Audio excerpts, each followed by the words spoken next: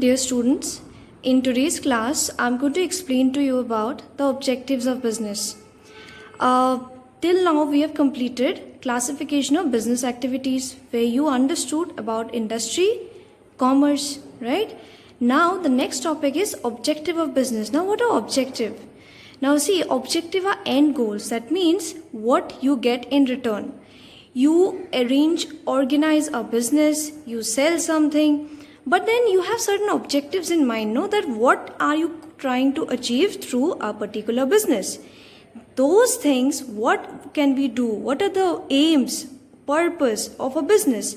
We will understand it through this topic. So objectives are end goals.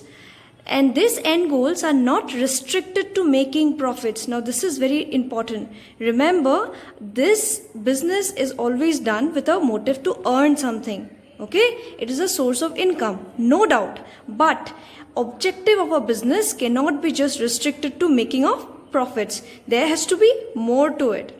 If you just restrict yourself to making money and only money, then what will happen? There will be certain, other groups like the society.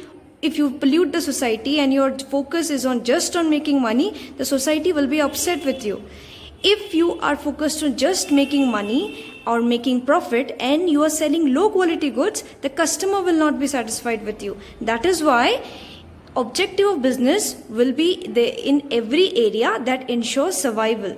Hence, business has multiple objectives. That means there will be many objectives. It is not just one objective of making profit or making money. Okay? There will be multiple objectives. So we will see those one by one.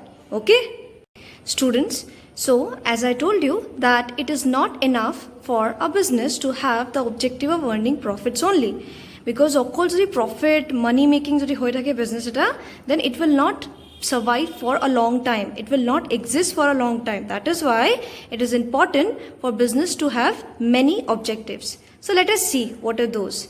Number one is market standing. Now what is market standing? Market standing is nothing. It is the position of business with respect to its competitors. Where your competitor's position is and what is your position. Like if there are a number of people who are selling books, then what is your share in that market? What is your level of sales and what is their level of sales? So if you have the highest number of sales, then obviously you have a very good market standing. You are the market leader maybe. Okay, if you have the lowest number of customers, then your market position or market standing is not that good. So this is your market standing. Okay, now next we have innovation. What is innovation? Innovation is any new idea or methods of doing something in a very new way, in a very innovative way. Classes are taken online now. Now this is something very new for many people, for the teachers also, for the students also. So how innovatively these classes can be taken online? That is something we have to see.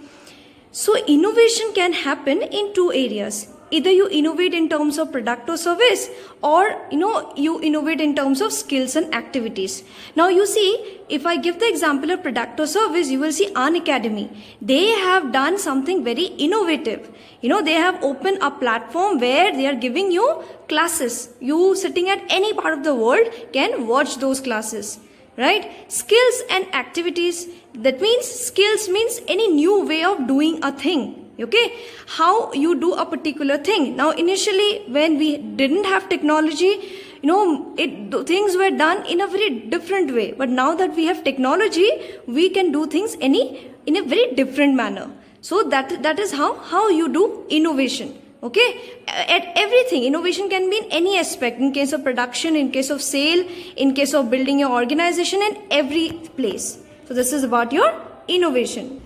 Then in the number 3 objective, we have productivity. What is productivity? It is the value of output compared to inputs. Now what is output? What is input?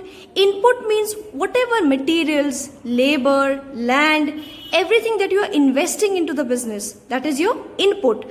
And after investing, what you get out of that is your output. So that is your input and output. So say if input means everything that you invest, that means your cost. Whatever, you're opening a shop, the cost of that opening, the paying rent for that shop, you're paying electricity charges, you're using machines, you're using employees, you have to pay salary to them. So these are all your inputs. So this represents your cost.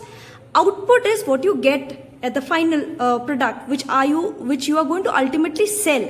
That is your output. So say if your cost is too high and output is too low, that means your productivity is very bad. So if you have invested a lot of time, but then the output, the result that you got is very less, is very, the profit is not enough to even to pay your employees, then your productivity is very low. Understood? So productivity is nothing. It is the ratio of input by output. So if you are using certain amount of things, what you get out of that. So this is your productivity.